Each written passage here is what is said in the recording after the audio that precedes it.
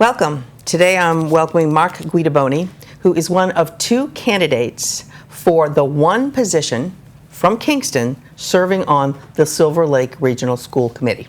Welcome. Thank you. Thank you very much for having us today. Thank you. It's a little bit confusing with a regional school committee because there's three different towns that participate in having candidates or having people on the boards.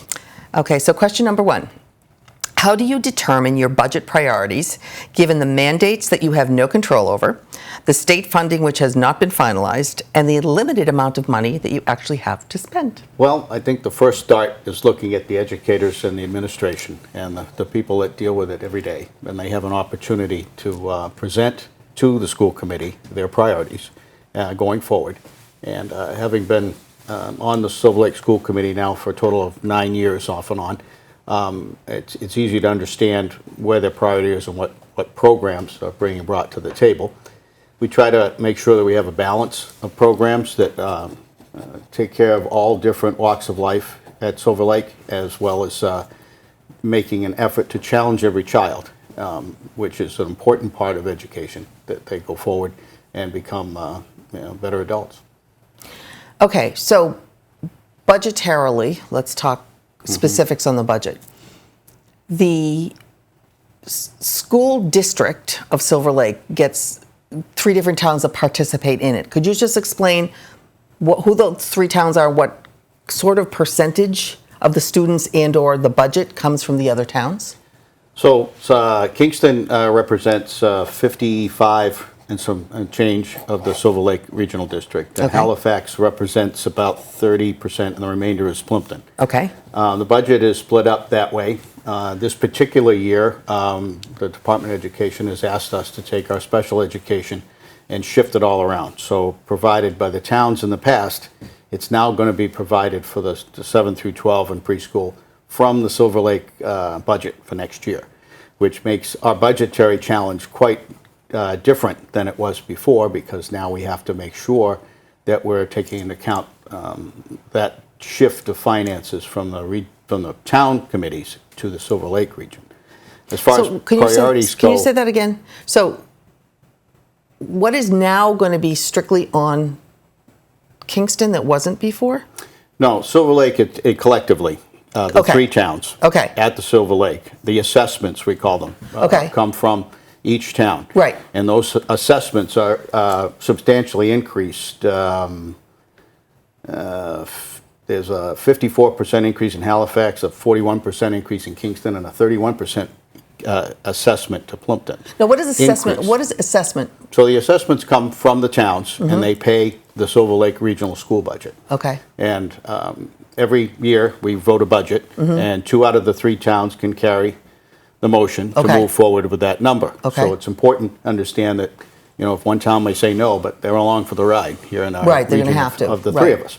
So we've had some reductions in the costs of education in the 3 town budgets that would reflect, and those funds should be shifted over to the Silver Lake to cover our new special ed next year. Right. So, but that's a little confusing to the taxpayers, and hopefully it'll be able to be explained at the 3 town meetings. It's very confusing to taxpayers, especially when it's in the case of Kingston, where they're paying for their elementary schools on a separate budget, really, than the Silver Lake Regional District, which is your middle school to high school. Correct. And the preschool is now part of the Silver Lake region, because we do a regional preschool. Is that new? That is new. And that was changed in October, where Kingston was the last town of the 3 to approve that. And that was mandated by the state. That we run that as a regional program, because it was a regional program in the past, and we weren't running it correctly. So preschool for all 3 towns now fall under the auspices of and the budget of the Silver Lake Regional School District. Right. Adding about pretty close to $1 million to our budget. And preschool, is it free now for residents? There's a tuition-in program for certain folks, and then it's an integrated preschool. So it has special needs preschool, and it has regular students as a mix to give them the socialization they need. And I assume that most parents would opt to participate in that versus a private preschool? There is a good showing, a very good program. All the slots are usually filled by those Right. who can volunteer that we have room for. Okay, so that's a whole new thing this year. It is. We've been running the program, the 3 towns have, but they haven't been running it under the regional umbrella. Okay, And okay. that was a new change. Thank you. Okay. Wow. Okay, so that's new stuff to do. All It right. is. Question number 2. What is your philosophy on special education, and what percentage of students require some additional level of support, and how is the district navigating this? Well, special education has always been expensive for Yeah. those folks that have to go out of district. So our special education folks try our best to integrate the students into the regular program and keep those, not just for the expense, but for the socialization and everything else. Special education, though, as far as those within our school, our regular day program, every child has different needs. And ideally, every child would have an individual education program. in Or an my book. IEP, right, IEP. right. If they could. But we have to mandate, we have to do those for special learners that need the attention going forward. And we have 504 plans. Now, And what is that? That is a learning focused program, but not special education. It's outside the realm, but it identifies particular ways individuals learn. Learn, okay. And I personally have had a child in that situation that had some dyslexia issues and was able to compensate with a little extra time, for example, for taking tests. Okay, so it's sort of special education, but it's not really because it's not an IEP. Correct. Okay. And then special education is done by significant evaluations Right. to make sure that the needs of the student is met correctly at all levels. So what percentage increase do you think, and you probably don't know this off the top of your head, from like 10 years ago to now, of students that are in some way considered to have special education needs? Well, there was a lot of special ed identifying, especially with the recent way education was handled during the COVID crisis. And a lot of students have qualified, and a lot of students were evaluated during that period of time. And special education changes too. You know, once identified, your student may easily be accommodated to the point where they go back and be removed from that program. And some of those things are being done right now to re-identify and reevaluate our special education. We have a relatively new, over the last 7-8 months, special education director here at Silver Lake that is, I think, very, very good at looking at exactly what the needs are going to be going forward. The other big expense for special ed is transportation. I was just going to ask you about that. Yeah, Talk about that. So transportation to the special schools that special ed students have to go to is done by van pickup, and we have to coordinate better as we go forward to coordinate the transportation so that we don't have 2 vans picking up 2 kids in the same neighborhood taking them to the same place. So where do they have to go? Like, what are the schools that they are brought to? A lot of them are different programs. We have schools for the deaf. We have schools, and these sometimes are students that need significant input. Like I said, so they have to be accommodated with handicapped accessible vans and So it's mandated by law that the district, once a student has been assigned a certain IEP or a level of service that's needed, Right. that the district has to accommodate that student, even if the nearest place is 40 miles away. That's the best for that student. Correct. Okay, and you pay not only the transportation, but you'd pay for the actual schooling. Correct. Okay. And we get some state aid, significant state aid in some cases, but that state aid is identified and paid a year after Right. the services are rendered, which causes this budgetary issue that I identified earlier. So so you're running on a deficit because they owe you money. Right. Yeah, and So they might owe you more money next year. Correct. Well, last year's money went to individual town budgets. Yeah. And we don't have anything in Silver Lake budget, so we have to ask for more from the towns to pay that, because we don't have what they call it circuit breaker. That's the term, circuit breaker. You'll hear it used a And lot. can you define that? That's the state portion of the Okay. special ed paid a year later. Okay. So special ed in itself it's a topic by itself, literally, because it requires a huge amount of logistical knowledge, laws. I mean, there's mandates, there's laws, there's things that you have to do. And then you want to, of course, support every student individually as far as you can. Correct. Okay. I think a lot of parents get really confused about special education. And do you think the school committee does a good job of explaining it? Or is it so complicated that it's really hard to do, special ed 101? I think some of it's going to be easy enough to explain, but it is a cost that the towns have very little choice of accommodating. There are some ways to trim that, as I said, bringing in students in-house and running programs within the school, but that costs money to run the programs that would accommodate the school individuals. So overall, I think in next year's budget season, there are some savings that we can have based on our new special ed director has an opportunity to save some money, and she's already identified some publicly at meetings of the ability to look and reevaluate students. But on the other hand, we have issues like English as a second language. And in the last 5 years, Silver Lake School has gone from 8 students to 51 students. That require that are not English speakers. Correct. So they have to have a teacher provided at the right state ratio. So we are, next year, we have to, again by state mandate, bring in another professional to assist those English as a special language students. So these kind of things, they don't really, it's not special education, but there are a lot of parts of, again, making sure the services match the needs of the students. And a lot of that is state mandated.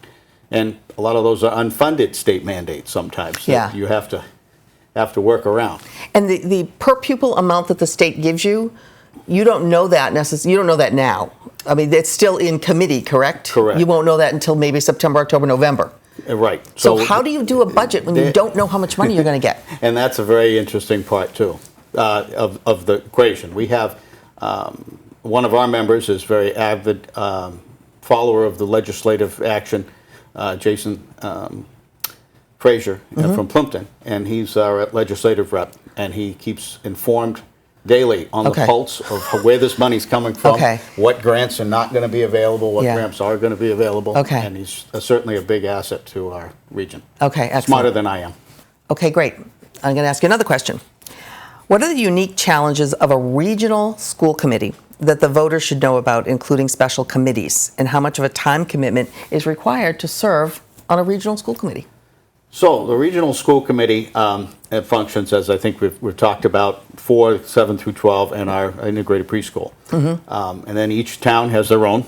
And then we have something called Union 31, which is when we all get to do the big group hug. And what does that mean? Well, we have certain issues that address all 4 committees. And those include things that involve the administration of Silver Lake Regional Schools. So we have one superintendent, and we all have to pay our share. So that meeting, and we have other professionals, other staff that are part of the administration, human resources, and those things that we all share. So each one of those budget items, every time we get to budget time, we look at how those percentage, and again, it's based on those percentages that I identified earlier. So yes, there's another meeting for that. We have, I'm the chairman of the facilities committee, which they call SFFR. It has fees and revenue and safety in there too. And that's my subcommittee that I chair. And it's very enjoyable to try to keep up with these facilities. I had an opportunity to serve on both building committees for both the Silver Lake Middle School and high school. And that was a real pleasure. But to now be involved in the committee with taking care of those buildings, I think is a real rewarding thing for me. Oh, good. To do that. And keeping up with it. I mean, we're looking at 10, 15-year-old buildings at this point. So, and all the towns are facing that. They are. But to answer your question more specifically, the regional, it requires during budget time a lot of time. During the rest of the year, pretty much, we're dealing with some policy changes and handbooks and manuals and those kind of issues. But the real power of the Silver Lake School Committee is directly and funneled through the hourglass of our superintendent. So we basically move forward, but our hiring and firing is pretty limited to the staff. Okay. There are a few other professionals that share both teaching and administrative roles that we do Okay. evaluate. But anyway, it is a complicated process. Yeah, it takes a while to get really understand it. Yeah, I would think so. Okay, my fourth question to you. There are often two very different sides to subject matters that can come before the school committee. How do you navigate your personal opinions in regard to complex issues that others might not agree with? Well, I think when you look at any issue, you have to look at where the individuals are coming from. And if it's a parent, obviously they're concerned for their student as an individual. From the staff point of view, has the staff reached out and done everything they can for that person, but they also have to spread their time and energy over a large different group of people. So I think overall, not too many of these, the administration handles issues extremely well. But there are issues that come to the school committee on a regular basis, and I think if you look at the human side of that, when the 9 of us get together, and anytime we're in executive session to discuss those things, it's pretty easy to identify, the fair way of moving forward. A lot of these issues are addressed by good communication, and if keeping in touch, which I'm proud to say that the administration is doing a much better job than it was even 6 or 8 years ago when I was on the committee last time. And how do they communicate, and why is it so effective? Well, they have to, the state mandates that certain things, that if you have kids involved with an incident at school or a school bus issue, or that they have to identify, and the parents have to be brought into the thing. But it's an email process, so everything's recorded. And we're copied on things that are concerned that are outside the realm of what administration should, they may need to take care of it before. Right. So we're sort of pre-warned that issues are coming up. Do you set policy at all? We do. And our policy requires us to do a reading of the policy in a public meeting, and then there's a rereading again. So there's a two. All the policies? All the policies as they change. Oh, okay, as they change. Right. All right. So and typically our policy manual is updated in a rolling process as things become needed. And we have an attorney that keeps an eye on that, and the state makes a change, or a court rules a particular way that would make our policy inappropriate or illegal, then they turn around and make recommendations for policy changes. Okay. That is a subcommittee that I don't sit on. Okay. But All we right. do vote as an entire committee to change policy. Okay. Now, what about the actual amount of students that you have in the schools? Are they going down? Are they going up? It's, well, for the preschool, up. Of course. Okay, the younger kids are there. The Silver Lake is fairly stable at this particular point, in spite of a lot of folks that have, addressed the different changes that population changes have made. Yep. As we group like myself are aging, and we don't have kids at home anymore, and then there are more folks moving in to town that are taking over, but it's a pretty much balance. We're not looking at facilities upgrades requirements for quite some time, thankfully. Okay. But that doesn't mean that wave and bulge that's coming soon. And the superintendent's answer to the exact same question was proper, in that we haven't really studied the 3 towns' demographics and where we're going. Yeah. So to shoot off the hip and say, yes, it's increasing or decreasing, I think would be inappropriate until we have the Do you have the answers. data? Right. Okay. And then my last question to you is, what does Silver Lake do exceedingly well, and what does Silver Lake District really need help on? Well, I'd certainly like to start with the positive, and we may be here for quite a while, because I'm very proud to be part of Silver Lake.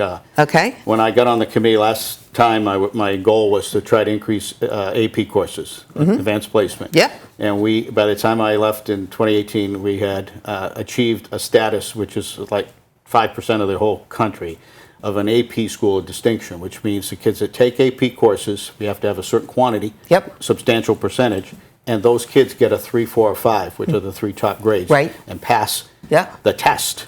And I was very proud of that. My 2 kids were crazy AP kids. They dove in and took 5 courses at a time, and even as parents, we said, "Are you sure you really want to do that?" They were excited about it. So I'm very proud of that. The other part is I'm on the CTE vocational program, Yep. and that is an outstanding program. We have 105 kids enter each class right now, and we've got a new program we're bringing in, hopefully, if we can pull the strings, a couple years it's going to take to integrate marketing in, which will allow 120 kids. Wow. And currently, over a third of our kids, sometimes close to a half, actually apply for these programs. It's cool to be a CTE kid. And they're on to school, Johnson and Wales from culinary. These kids are going everywhere from the program. What does CTE stand for? I had it. What's it? Technical ed. Curriculum of technical ed? Yes. Okay. Well, okay. Something. Yeah. Okay. Something of technical education. Yes, Okay. Okay. Right. The other program is Allied Science we brought in right before I left last time. Yep. I'm very excited about that. Kids go on, they're CNA certified at the end of their junior year.